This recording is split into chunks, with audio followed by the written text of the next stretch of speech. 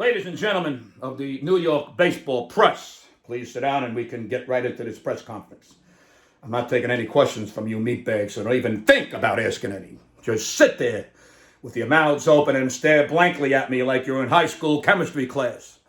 Then when I'm done, you can all run to your little smelly cubicles with the same single plastic plant and get on your laptops and ask ChatGPT to write your article for you while you clip your toenails and call your mothers, who you all live with because you never left the house after journalism school, because you are all lazy misfits who have no place in society except doing this because you can't play the sport yourself.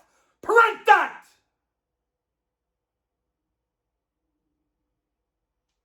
This past weekend was loads of fun, wasn't it? Watching two teams from the city duke it out to be king for a day, or maybe an hour. Or maybe the Yankees were king for the day and the Mets were queens for the day. The Bronx and Queens slapping each other around, and Brooklyn and Manhattan was saying, "Hey, what about me?" And Staten Island was saying, "Do you know who I am?" Yes, it was a New York City borough bonanza Friday through Sunday. We took 2 of the 3 games, and I could argue we should have swept them, but I think 2 of 3 is enough to give us our town back, wouldn't you say? Hey, look, it's okay to be the little brother.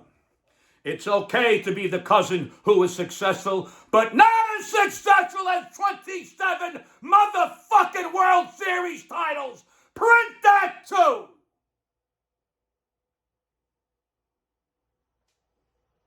Okay. Everybody, just relax. Let's get down to business, shall we? Yankee pitchers did their jobs and did them well. 2 runs game 1, 3 runs game 2, and 2 runs game 3. If the bats just picked up a little bit in game 2, then this is a sweep. But I give credit to the Mets pitchers. Boy, I gotta tell you, that game 1 was a dandy. Rodon pitched like a flying Japanese movie monster from the 60s. The Bombers put some runs on the board without the need for torpedo bat home runs, and Weaver retired Soto for the final out of the game, and that was that. A nice and neat and tidy 6-2 win for us. Then came game 2. Schmidt pitched a great game, 6 innings, 3 hits and 2 runs. Then Cruz finally came in, and unfortunately the Mets rubbed his face in their taint, and they won the game in the 9th. And it was also nice to see that LeMahieu was back in action. He went 2 for 4 with a home run, which was counted by 3 of the first 4 hitters going 1 for 14. And honestly, Bellinger went 1 for 3 in the 3 hole. So the first 4 hitters went 2 for 17, and that blows. And I do not want to talk about game 2 anymore. Then came game 3. Fried pitched another dandy, and it was close in the 8th inning until Bellinger broke their hearts with a grand salami and gave us a lead even Williams could not blow. And by the way, Soto was 1 for 10 in the series, for those of you wondering how the most overpaid players did from both teams. Hey, look, here's the bottom line.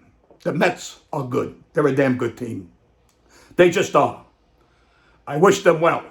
Just don't come into my house and tell me you're my daddy. That's all I'm saying at this point. The season is long and there are many, many games left to play. Let the Mets take care of NL business, and we need to take care of AL business, and then we shall see what we shall see. And by the way, we had Ruth, they had Kranepool.